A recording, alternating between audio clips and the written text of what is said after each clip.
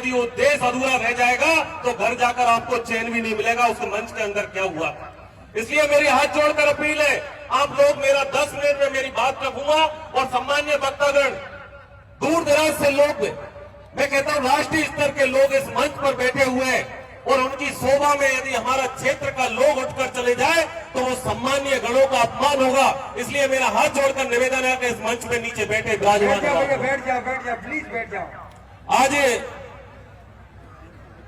डोंगरी बांध संघर्ष समिति और न केवल छेत्तरगांव बल्कि करौली, सवाई माधोपुर और मैं मानता हूं धौलपुर सहित पूर्वी राजस्थान के अनेक जिलों से यहां बड़ी संख्या में जनता जनार्दन बैठी हुई है और उसी जनता जनार्दन के बीच में राष्ट्रीय स्तर पर किसानों की लड़ाई लड़ने वाले ऐसे बड़े नेता सम्मान्य राकेश जी टिकैत साहब हमारे बीच में बैठे हुए हैं, जिन्होंने प्रदेश स्तर पर एक युवाओं के अंदर एक अलग जगाई।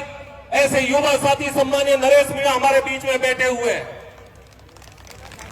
बाप पार्टी से जिनका राजस्थान में जिनके 4 विधायक हैं और वहां से भी हमारे विधानसभा के सम्मानित साथी भाई थावर चंद जी हमारे बीच में विराजमान है। हमारे सपोर्टर से एक बार नहीं, 2 बार नहीं, 3 बार इस सपोर्टर की भोली वाली जनता का नेतृत्व करने वाले पूर्व मंत्री सम्मान्य रमेश मीणा जी हमारे बीच में विराजमान है और अनेक ऐसे साथी हैं जो इस मंच की शोभा बढ़ाने के लिए हमारे बीच में, जिन्होंने एक क्रांतिकारी आंदोलन का आगाज जगाया, ऐसे सम्मान्य राजेंद्र गुड़ा जी, जिन्होंने एक उदाहरण आपके बीच में रखा और वो उदाहरण क्या था कि गर्भवती हो गई भैया डिलीवरी मत होने दो। ये उदाहरण आपके बीच में दिया। मैं सम्मान्य गुड़ा साहब के बीच में रखना चाहूंगा कि साहब गर्भवती तो होगी, अब डिलीवरी को टाइम मारो है। ये पिछले 5 साल में गर्भवती महिला की सोनोग्राफी पे सोनोग्राफी ये किस सरकार ने की? उस सरकार को इस जगह जवाब देना पड़ेगा। यदि वह सरकार जिस डूंगरी बांध के बीच में, जिस डूंगरी बांध को लेकर यहां जवाब तलब हो रहा है, ये डूंगरी बांध को आज मुझे मंच के माध्यम से बता रहे थे कि कोई राजनीति की भाषण नहीं होगा। मैं इस मंच का सम्मान करता हूं।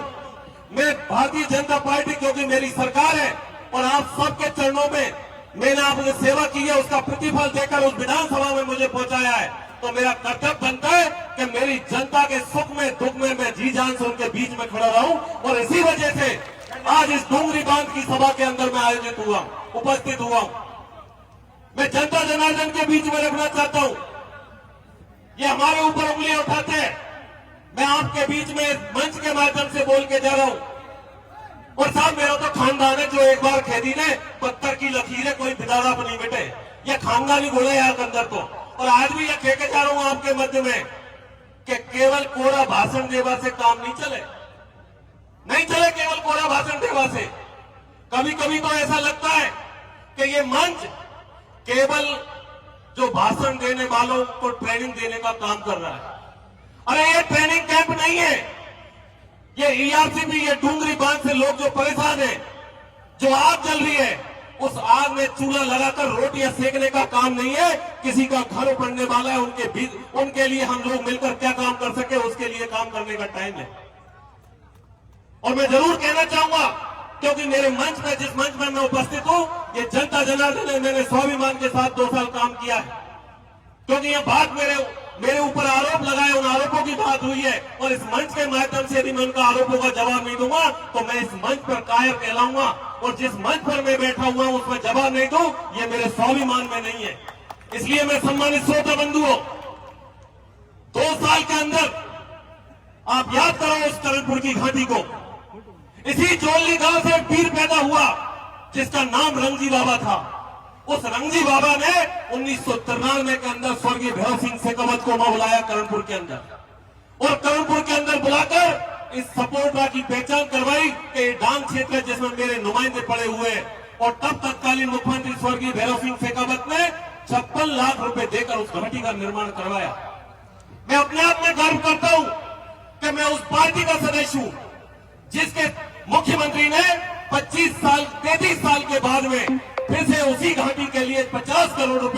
आती है जो उस घाटी पर चढ़कर हमारा नुमाइंदा ऊपर की तरफ आएगा। सम्मानीय भाषण दे रहे थे, आपने क्या किया 15 साल तक? गरीब जनता को लड़ाने का काम किया आपने। मैंने 2 साल के अंदर किसी भाई से भाई में प्रेम फैलाने का काम किया है। विरोध करने से काम नहीं चलेगा, सब सुनना पड़ेगा आप लोगों को, सब सुनना पड़ेगा आप लोगों को। जिसके बारे में बोलते हो आप, जिसके बारे में बोलते हो, ये डूंगरी बांध के लिए बोल रहे हो आप लोग।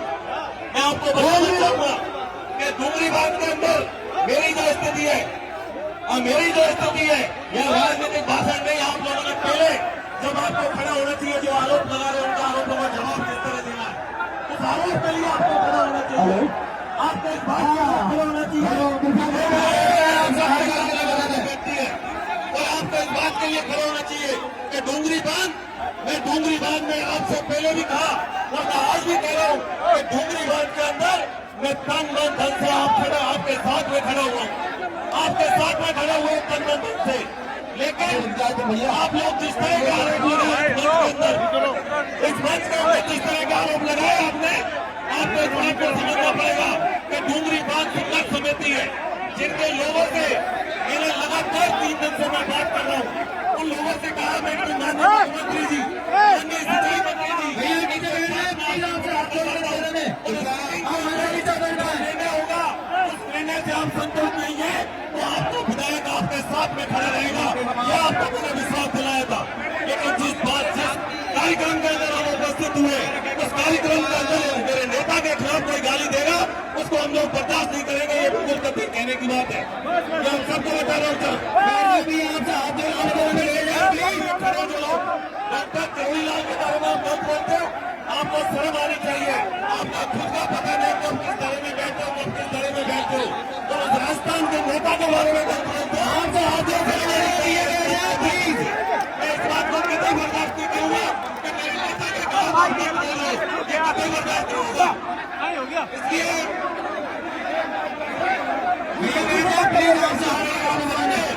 सारी सबसे आप लोगों से क्योंकि जनता जनाने में आप उपस्थित है, मैं जनता जनाने से निवेदन करना चाहूंगा